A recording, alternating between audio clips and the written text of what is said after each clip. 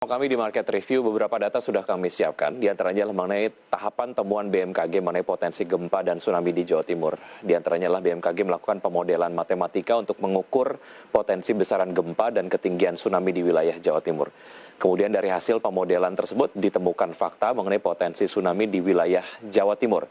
Dan BMKG temukan potensi Jatim diguncang gempa besar dengan kekuatan magnitudo 8,7 dan BMKG temukan potensi tsunami dengan tinggi maksimum 26 hingga 29 meter di Kabupaten Trenggalek. Kemudian data berikutnya adalah mengenai ancaman gempa bumi dan tsunami lainnya di Pulau Jawa. Tim riset ITB mengungkap potensi gempa besar dapat picu tsunami setinggi 20 meter di selatan Pulau Jawa. Hasil analisis data Global Positioning System atau GPS hingga akurasi satuan milimeter, data lokasi gempa dan data seismik. Dan sebaran potensi gempa besar atau megatrust tadi sudah sempat dibahas di segmen pertama, di antaranya adalah di selatan Jawa Barat, kemudian selatan Jawa Tengah, selatan Yogyakarta, dan selatan Jawa Timur. Dan pengumpulan energi dari potensi gempa besar atau megatrust di Pulau Jawa. Di antaranya adalah siklus gempa dan tsunami 400, 500 hingga 600 tahun. Siklus 400 tahun dapat picu gempa magnitudo 8,9 hingga 9,1 skala Richter. Dan prediksi sesar gempa akan pecah bersamaan dan temuan endapan tsunami siklus ratusan tahun. Saya akan lanjutkan pertanyaan saya kepada Pak Ronald. Pak Ronald, setelah tadi mendengarkan apa yang sudah disampaikan oleh Ibu Dwi Korita mengenai sebaran potensi bencana, to be exact, gempa bumi lah di Pulau Jawa begitu, mengenai megatrust dan lain sebagainya.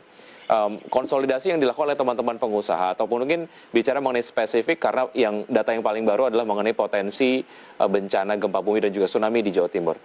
Konsolidasi yang dilakukan oleh teman-teman Apindo di daerah ataupun mungkin teman-teman usaha ataupun UKM IKM lah di daerah seperti apa? Apa yang dilakukan sebagai upaya mitigasi? Ya, ini kan seperti Ibu Dwi tadi sampaikan bahwa ini terjadi setiap 400 sampai 600 tahun sekali. Jadi ya kita semua sangat di comfort zone ya, karena kita 400 tahun itu sangat lama sekali. Jadi ya kita sangat-sangat membutuhkan koordinasi yang sangat terintegrasi dengan pemerintah, karena ya ini kan kita seperti pandemi sekarang membalance bagaimana antara ekonomi dan livelihood ya, atau kehidupan. Jadi agar pemerintah bisa mulai memberikan contoh-contoh apa yang dilakukan oleh pemerintah, membantu tata kota ya, apa yang diperbaiki, SOP tadi, pembangunan tempat penampungan yang aman, SOP latihan menghadapi gempa.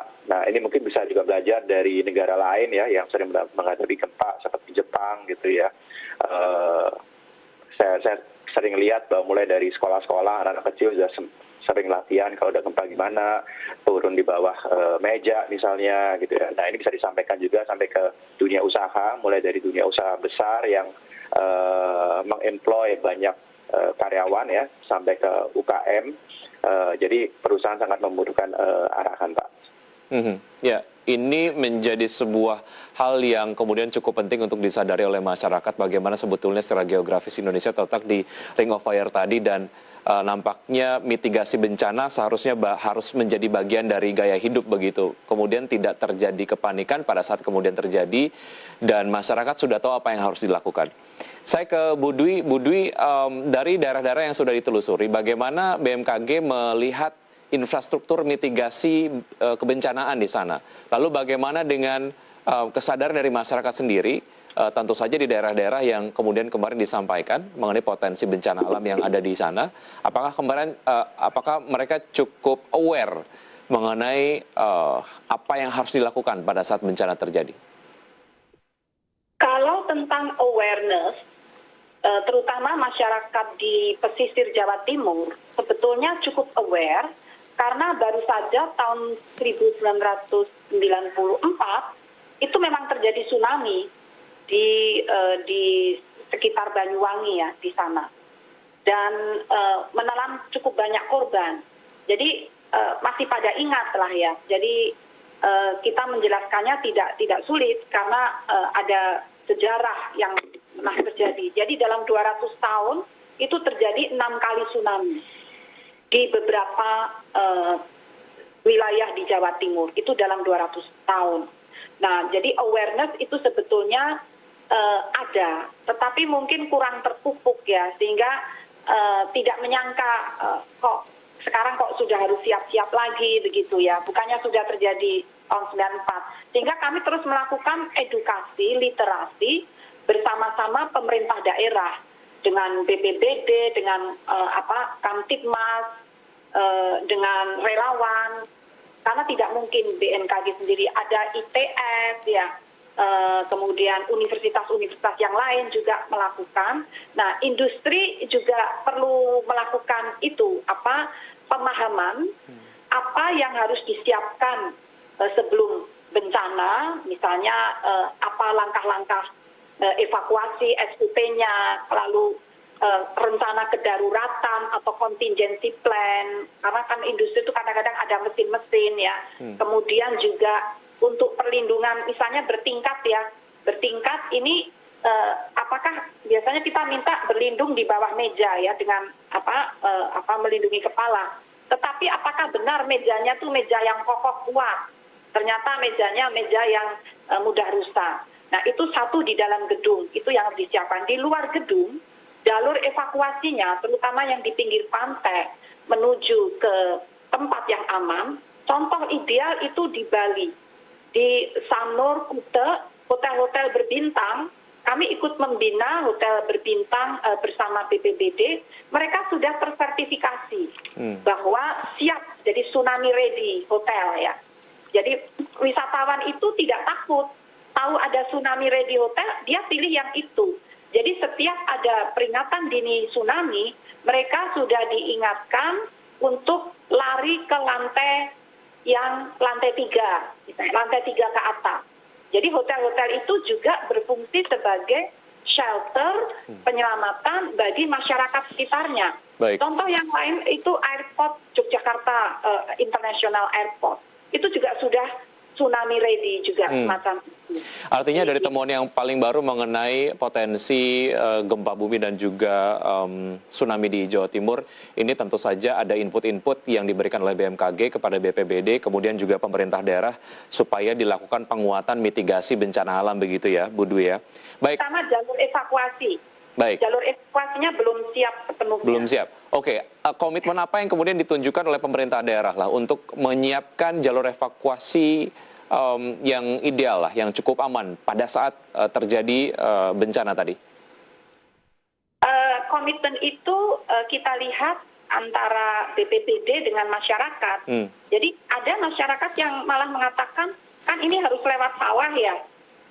Mereka mengatakan, tidak apa-apa Bu, kalau ini memang diperlukan, silakan saja sawahnya itu dipakai gitu untuk lewat jalur, kan berarti dia kehilangan aset. Itu ada sampai yang seperti itu dengan BPBD-nya. Tetapi kalau namanya jembatan yang kurang, saya rasa masyarakat agak berat karena jembatannya itu harus tahan gempa dengan kekuatan 8,7. Kalau gotong royong pakai bambu ya, jembatan yang darurat itu rasanya bahaya. Nah, ini jadi integrasi antara komitmen masyarakat, pemerintah daerah, dan barangkali juga pemerintah pusat, kemudian juga swasta, pihak swasta, dan para relawan akademisi ini diperlukan. Tidak mungkin hanya sendirian satu elemen saja. Baik, kerjasama begitu ya, gotong royong semua pihak untuk dapat meminimalisir ekses dari bencana alam ketika itu kemudian terjadi. Saya ke Pak Ronald. Pak Ronald, dari data yang kemudian dimiliki, setidaknya untuk data terbaru mengenai potensi gempa dan juga tsunami di Jawa Timur ataupun selatan Jawa Timur, jumlah ini sekedar kemudian kita mengetahui jumlah teman-teman UKM ataupun IKM yang ada di sana banyak atau seperti apa, Pak Ronald? Dan apa sosialisasi yang dilakukan lah oleh Apindo kepada teman-teman UMKM di sana? Ya, jadi mengenai nggak banyaknya kita juga belum ada datanya karena titiknya juga tadi belum jelas, dan biarpun ada kejelasan titik di mana, tapi namanya natural disaster ya, pasti unpredictable gitu. Tapi apa yang bisa kita lakukan ya kita ambil range-nya, menunggu arahan dari BMKG dan pemerintah pusat. Kita akan membantu menyampaikan dan menyiapkan bencana tersebut, dan tentunya kalau ada bencana seperti ini yang harus disiapkan adalah dari, ini kan gempa itu kan sebuah energi yang keluar ya, jadi biasanya ada angin yang kencang, kebakaran pasti terjadi, banjir, dan lain-lain. Jadi jalur evakuasi, tempat penampungan itu nanti kita akan bekerja sama. Mungkin yang kita butuhkan juga SOP tadi ya, mungkin flyer informasi secara digital, mungkin praktis saja untuk menghadapi bencana ini gimana, di bawah bagaimana. Nah, saya juga melihat mungkin koordinasi antara pusat dan daerah ini yang perlu ditingkatkan, dan sekarang dalam masa pandemi ini bisa lebih kita pembelajaran ya, mungkin dengan sistem e-government digital bisa membantu akselerasi koordinasi ini. Baik, karena tempat usaha ataupun mungkin industri adalah kantung-kantung di mana banyak sekali terdapat manusia begitu, ketika kemudian memang terjadi bencana alam, SOP kemudian juga cara-cara bagaimana evakuasi dan lain sebagainya itu perlu dilakukan begitu ya. Oke, kita masih ada satu segmen, kita akan lanjutkan usai jeda berikut ini. Pak Arnel dan juga Bu Dwi tetap di Market Review, saja kami akan segera kembali.